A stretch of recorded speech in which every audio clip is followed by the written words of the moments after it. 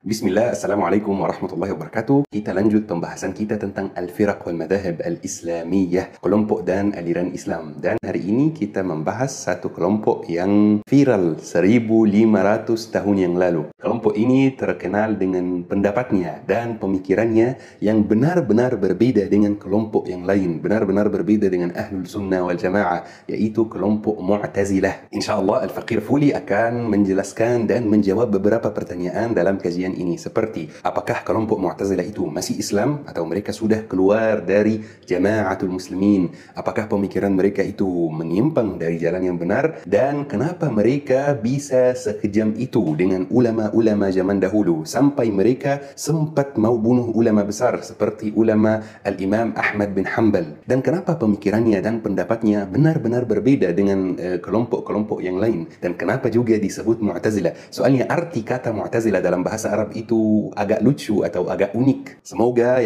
kajian hari ini bermanfaat insyaAllah.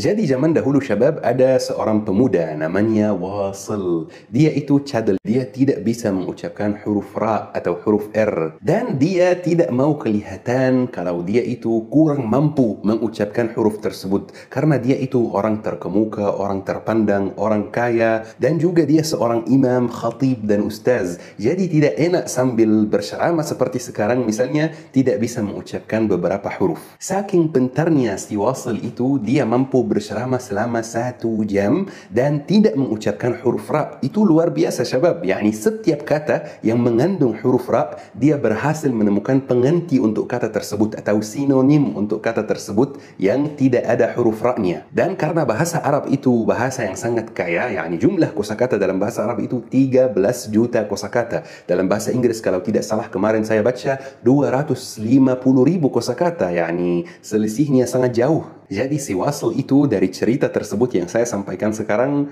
dia orang yang sangat pintar, orang yang sangat pintar berbahasa Arab, sangat pintar berceramah. Dan karena Wasil itu sangat pintar, dia itu suka memikirkan hal-hal yang agak aneh, pertanyaan-pertanyaan yang agak sulit dijawab. Jadi syabab, ada pertanyaan yang di otaknya terus bikin dia penasaran. Ketika dia berceramah, ketika dia belajar, dia tidak bisa fokus gara-gara pertanyaan tersebut. Dan pertanyaannya adalah pelaku dosa besar, pelaku al-kabair. Al-kabair itu seperti zina misalnya, seperti menuduh wanita berzina padahal tidak ada bukti. Pelaku al-kabair, pelaku dosa besar, itu muslim atau kafir? Soalnya gini syabab, pelaku al-kabair itu sangat-sangat berani menolak dan menantang hukuman Allah, melaksanakan hal yang diharamkan oleh Allah subhanahu wa ta'ala. Allah subhanahu wa ta'ala berfirman, وَلَا تَقْرَبُوا الزِّنَا, janganlah kalian mendekati zina. Tapi dia sangat berani mendekati zina, dan itu pasti bukan sifat seorang muslim. Jadi dia bukan muslim. Tetapi di waktu yang sama, dia tidak pernah mengucapkan kalimat kufur, pelaku al-kabair itu.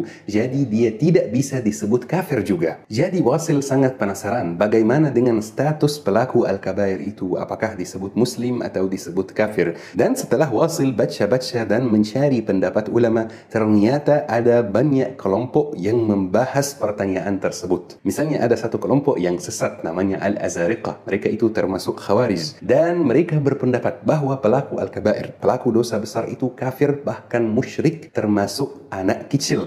Kalau ada anak kecil umurnya 9 tahun misalnya atau 8 tahun melakukan salah satu al-kabair, dia itu kafir di pandangan mereka. Dan yang lebih parah lagi, menurut mereka pelaku dosa besar itu yang mereka anggap kafir itu harus diperangi, harus dibunuh. Tetapi alhamdulillah kelompok sesat ini tidak ada sampai sekarang dan cepat punah, karena memang dari awal jumlahnya sangat sedikit. Ada satu kelompok lagi misalnya namanya Al-Nijdad. Kelompok tersebut pendapatnya terlihat baik, tetapi sebenarnya sangat bahaya. Mereka berpendapat bahwa tidak ada yang namanya dosa kecil dan tidak ada yang namanya dosa besar. Dosa besar itu adalah dosa yang disepakati oleh semua orang muslim bahwa dosa ini haram. Dan pelaku dosa besar yang sudah disepakati oleh semua orang muslim itu kafir dan harus dibunuh. Dan ini sangat bahaya, karena orang muslim di seluruh dunia sejak zaman Nabi Muhammad sampai hari ini sudah sepakat kalau bohong itu haram. Tidak ada yang bilang bohong itu halal. Jadi bagi mereka itu bohong dosa besar. Dan alhamdulillah juga kelompok ini jumlahnya sangat sedikit dan sudah punah, sudah tidak ada. Karena ada aturan umum syabab, kelompok ekstrim itu cepat punah. Bukan hanya dalam Islam, karena masih ada kelompok ekstrim di agama-agama yang lain.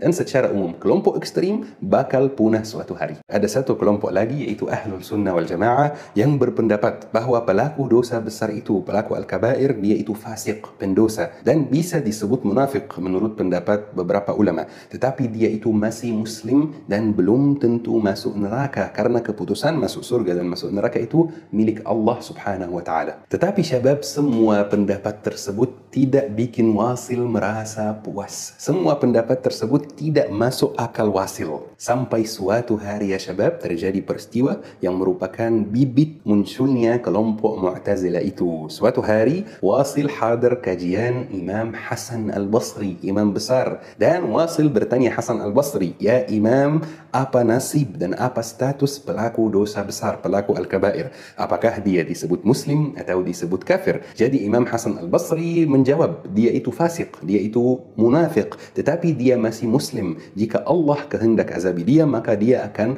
masuk neraka. Jika Allah kehendak ampuni dosa dia, maka dia akan masuk surga. Tetapi Wasil syabab pertama kali menyampaikan pendapatnya sendiri tentang masalah tersebut. Dia menjawab, "Salah ya Imam. Orang pelaku dosa besar itu bukan kafir dan bukan Muslim. Dia berada dalam tingkat atau dalam posisi baru. Namanya al-manzilah bainal manzilatain. Posisi pertengahan antara kafir dan antara Muslim. Dia tidak bisa disebut Muslim karena dia berani menantang hukuman Allah, berani melakukan hal-hal yang Allah haramkan, dan dia tidak bisa disebut kafir juga karena dia tidak mengucapkan kalimat kufur. Makanya dia berada dalam posisi baru, namanya al-manzilah bainal manzilatain, posisi pertengahan antara kafir dan Muslim. Tetapi syabab, karena pendapat Wasil itu agak aneh dan tidak sesuai sunnah dan tidak sesuai Al-Quran, Imam Hasan Al-Basri menolak pendapatnya. Jadi Wasil pergi dan meninggalkan halaqah Imam Hasan Al-Basri dan duduk sendiri di ujung masjid.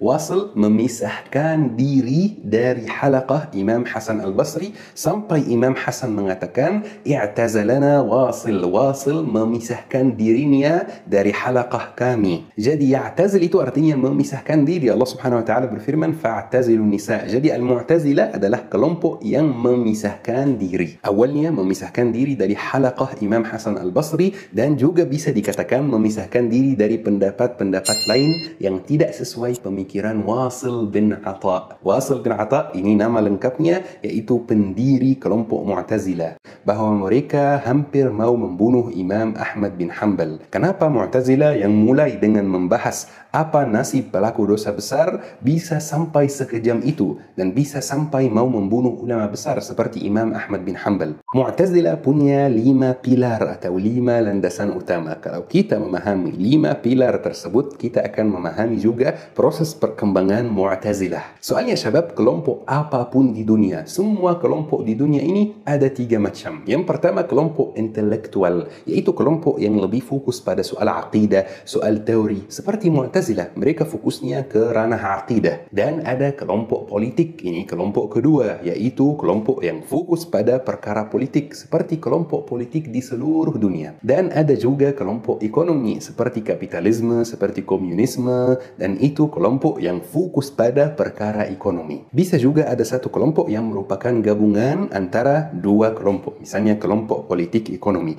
kelompok ekonomi politik. Seperti Syiah syabab, kelompok Syiah itu sebenarnya, dan ini yang banyak orang tidak ketahui, kelompok Syiah itu mulainya kelompok politik. Mereka membahas siapa yang berhak memimpin. Ini soal politik. Tetapi lama-lama mereka mulai menjadi kelompok intelektual. Mereka mulai punya aqidahnya. Kalau kelompok Mu'tazilah itu syabab, mulainya kelompok intelektual, kelompok yang fokus pada urusan aqidah. Tetapi lama-lama mereka pindah ke politik. Dan ini yang menyebabkan masalahnya. Karena mereka mereka mulai menggunakan pilarnya atau mereka mulai menggunakan pemikirannya untuk menilai ulama dan warga yang lain. Karena sebenarnya Mu'tazilah itu syabab seperti yang ana katakan tadi punya 5 pilar utama. 5 pilar tersebut terlihat sangat baik tetapi isinya agak menyimpang. Biar ana jelaskan dulu. Pilar pertama adalah pilar tauhid dan kelihatannya sangat baik. Setiap muslim di dunia ini harus tauhid. Tetapi jangan salah paham syabab. Apa yang mereka maksud dengan tauhid itu sangat berbeda dengan apa yang kita maksud. Tauhid menurut Mu'tazilah adalah menolak semua sifat Allah yang mirip sifat manusia. Semua sifat yang hadis.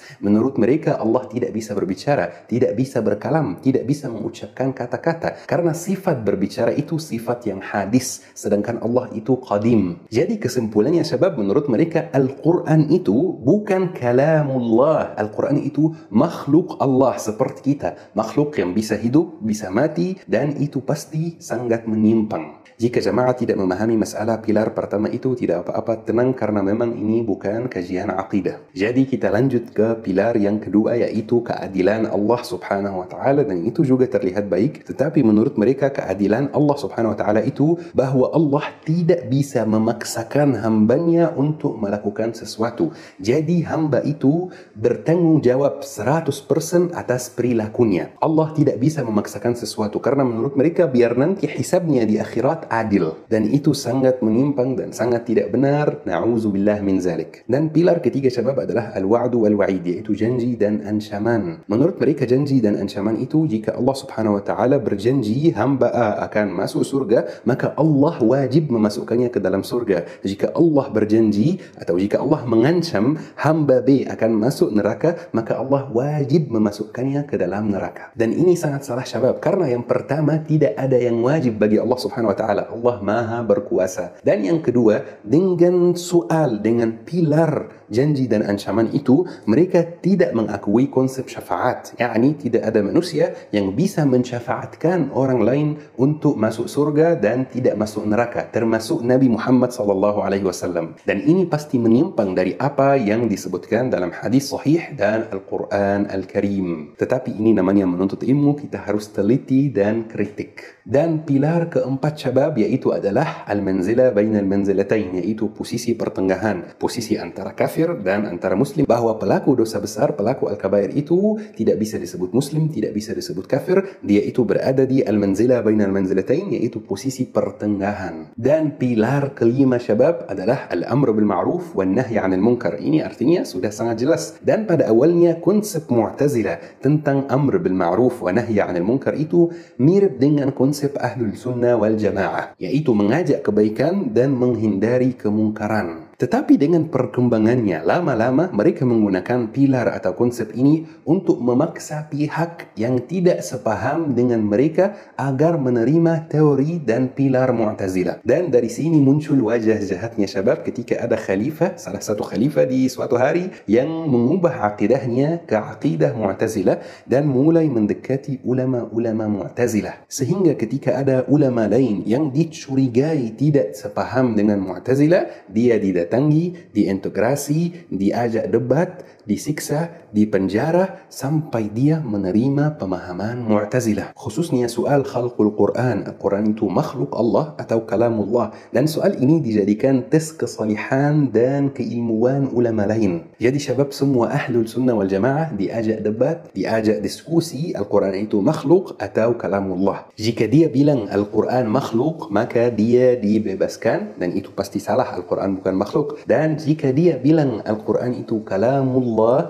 maka dia diajak diskusi, diajak debat. Kalau dia masih menolak, dia dipenjara, dia disiksa sampai dia menerima bahwa Al-Quran itu makhluk. Kalau dia tidak mau menerima, dia dibunuh syabab. Dan itu yang terjadi dengan Imam Ahmad bin Hanbal. Beliau disiksa, dipenjara untuk menerima bahwa Al-Quran itu makhluk, tetapi beliau alhamdulillah tetap berpegang teguh pada ajaran Islam yang benar bahwa Al-Quran itu kalamullah. Beliau disiksa, dipenjara dan tidak diperlakukan dengan baik, tetapi alhamdulillah alhamdulillah beliau berhasil menentang mereka sampai ada satu khalifah yang mengembalikan Mu'tazilah ke posisinya yang semula, dan khalifah tersebut dari Ahlul Sunnah wal Jamaah alhamdulillah, dan Imam Ahmad bin Hanbal selamat. Dan syabab, Mu'tazilah itu pemikirannya mirip dengan Syiah Zaidiyah. Syiah Zaidiyah itu beda dengan Syiah Iran, beda dengan Syiah Ithna Ashriyah. Dan Syiah Zaidiyah itu masih ada sampai hari ini di Yaman Utara, tetapi mereka tidak berada di sana atas nama Mu'tazilah. Jadi kalau ada jamaah yang bertanya Mu'tazilah itu masih ada atau tidak, yakni ada dua jawaban. Bisa jadi masih ada dengan nama Syiah Zaidiyah, dan bisa jadi tidak ada dengan nama Mu'tazilah. Dan khusus jamaah yang bertanya apakah Mu'tazilah itu yakni muslim atau kafir. Jadi semua ulama di dunia tidak mengkafirkan mereka, tetapi semua ulama di dunia juga yang jelas keilmuannya menyatakan kalau mereka itu menyimpang dari jalan yang benar dan menyimpang dari hadi Sayyidina Muhammad sallallahu alaihi wasallam. Semoga kajian hari ini bermanfaat syabab, semoga berkah insyaallah. Subhanakallahumma wa bihamdik, asyhadu an la ilaha illa anta, astaghfiruka wa atubu ilaik. Syukran. Wassalamualaikum warahmatullahi wabarakatuh.